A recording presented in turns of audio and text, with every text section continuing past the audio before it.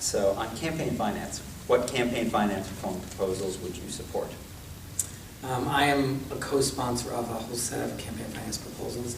The first one is the Disclose Act, which requires essentially that the donors for super PACs and other campaign expenditures be done, almost immediately, and just so people know who's paying for this stuff. So I think as an intermediate step, we should do that immediately so people at least know who's behind the campaign spending. I've co-sponsored two constitutional amendments to reverse Citizens United and say that corporations are not people, people are people, and reverse the really serious consequences of Citizens United. I have proposed legislation to enact what I think is a reasonably good public financing model, Fair Elections Act, which I think really does. I don't think we will ever, unfortunately, eliminate money in its entirety from our political system or from campaigns, but we should do everything we can to mitigate it as much as possible. I think the Fair Elections Act does that with small contributions in public financing. I think actually this is the single biggest challenge we face in this country right now.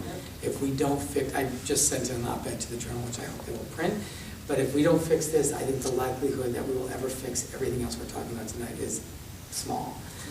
Because the influence of big money and now secret money and corporation spending on our elections is already having what I think are really devastating consequences.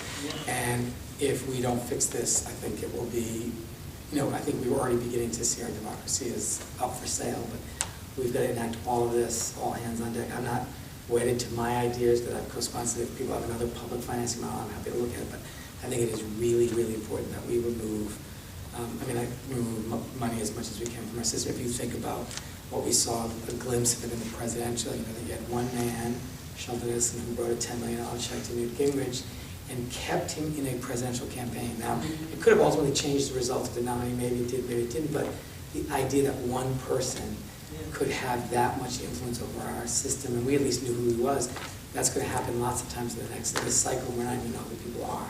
And it's really, really wrong and bad and fundamentally undermining our democracy in the most serious way.